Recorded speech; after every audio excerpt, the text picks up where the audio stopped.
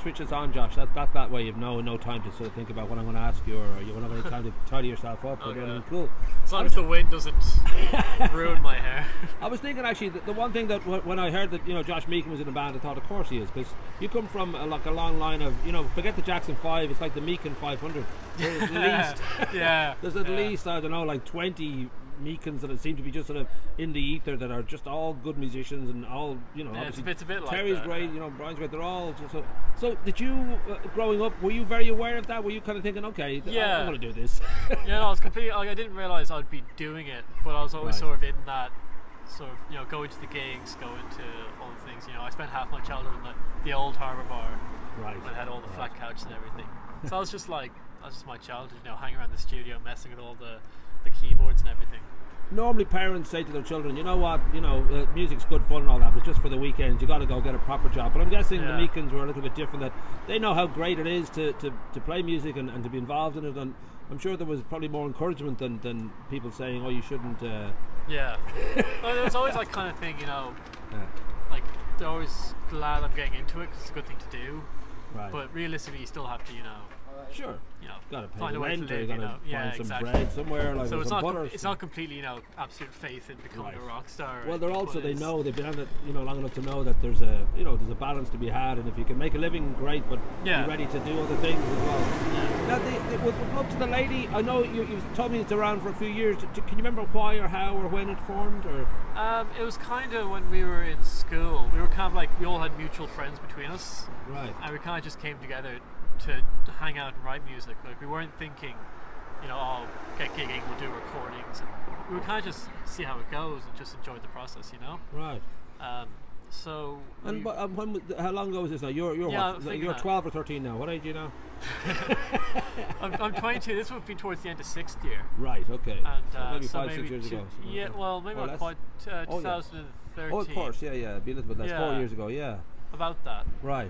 Now the idea of the music, it sounds great. You already had like an EP out last year. Remind me the name of that. 2014. 2014. 3 years ago. Yeah. Oh, 3 years. That was Mechanical Lights. That's it. So we were together kind of a year, and we wrote this EP, and we were so excited we got like recorded as fast as we could. Right. Straight out, and we just kind of gave it away for free. And we kind of realised afterwards we had rushed it a little bit. Right.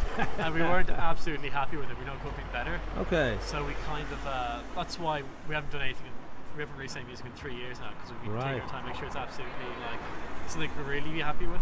And those 3 years, was I don't know whether that was like middle of the night for Father Ted and Dougal trying to work out the chords, or whether it was actually quite a bit of fun, just being able to relax. It's always fun, but we're kind of a weird band. Like, none of us are songwriters. Ah, okay. Like, it's not like one of us comes and say, oh, I've written the song, here's the chords. Right. We just meet up in a room and we'll work on the same idea for 3 weeks, and it might be like 30 seconds of a song. We all kind of figure it all out together, right? Which can be really long. So like, one of the songs, we're releasing an EP later this year, and one of those songs we started writing in 2014.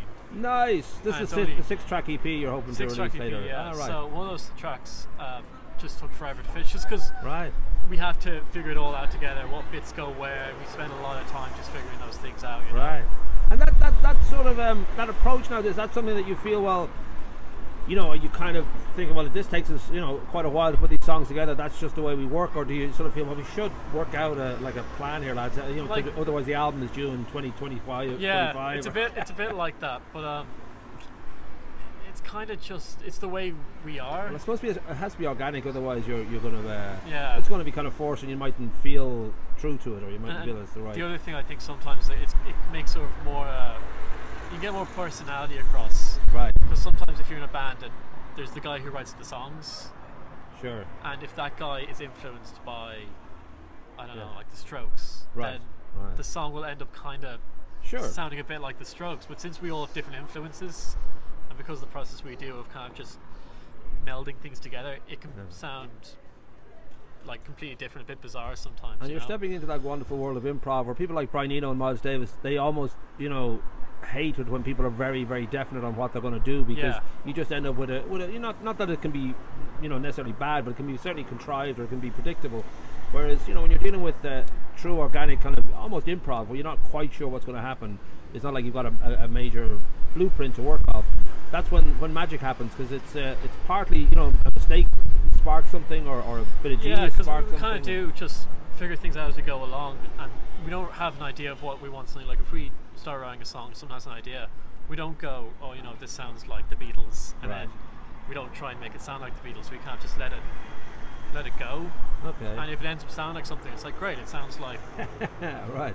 So it kind of naturally, the things that influence us naturally come out into it, but we're not consciously thinking, you know, oh, we should make this sound like that, you know. It's funny actually, because when I've played with Brian and Terry, and I've just been lucky to sort of know them over the years, and certainly I think it might be fair to say that their passion is that sort of 60s, 70s thing, and maybe for up to about 77 was their golden period of you know, what they really loved, and obviously they listened, and Terry now is off doing compositions and professionally and all that. But for you guys, was that an obvious kind of you know, kind of, oh, these are the places we want to go musically, or is it, again, I suppose it is an organic thing, you didn't really there is kind of like, we all have different ideas, and we're kind of lucky enough that since we're close friends and we all do share like quite a lot of mutual influences, but there's always something that is different for everyone. You bring Wham to the mix mainly, isn't it?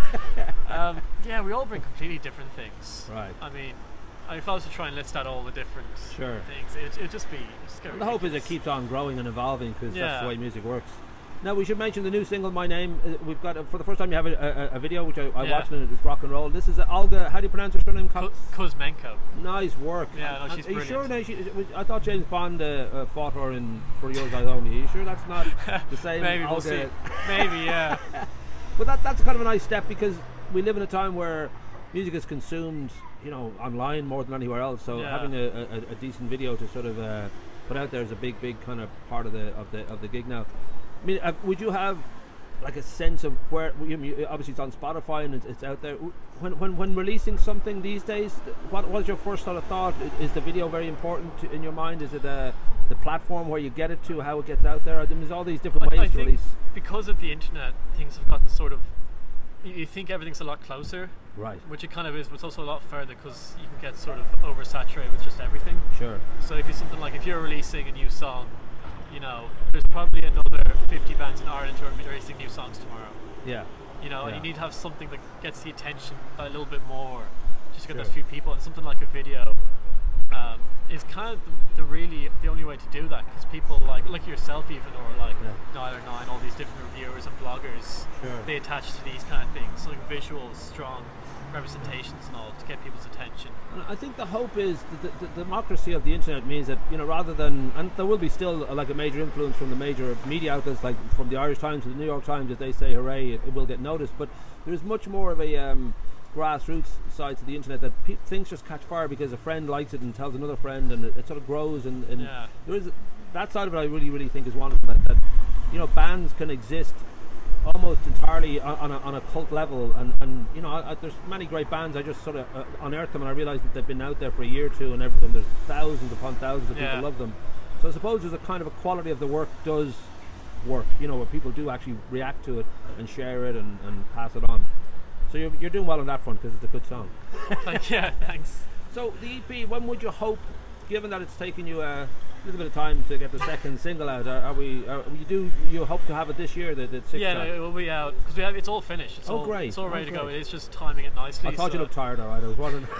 No, we finished. We recorded 5 of the tracks in November in a studio in Portlaoise called Red Lake, which is brilliant. We recorded 1 track, which is actually going to be the next single now during the summer. We recorded in Westland Studios last summer. Great. Okay. So I think the EP is about September, October, that kind of. Would that be a physical EP, or would it be an online thing? I'd say it'll be both. I think we'll do physical, just for the satisfaction of holding it. But like, I'm very tactile. I still love buying. Like CDs with our first EP, we went big with physical. Like we did online as well, but we, you know. It was a bit more DIY for us, because we were doing a lot of stuff ourselves, low costs and everything. So we ordered like empty jewel cases from Germany, and you know, printed out all the labels, and you know, fit it all together and all that kind of stuff. And we just also, like, you know, that was 3 years ago. We knew that not a lot of people would be buying this kind of stuff. Right. Unless you're a big band, people don't buy CDs really. You know? Thankfully, there is an appreciation from this generation, would say, of the material sensibility of having something in your hand, and even cassette tapes are making a comeback for some people. They just love the idea that this represents not only the music that's involved, but also a time and a place that, you know, how people consume music and the kick they got from having it. And I think certainly vinyl has proven that to be the case. People do want to have it. Love to get some vinyl printed. That'd be great. We'll have to get a printing press here in Greystones. Everything's doing well. Or maybe Kilcoole, anywhere that can take on the task, we'd be happy to see it. So we will put the links to the band. Obviously, we'll embed the video too for people to see the new video.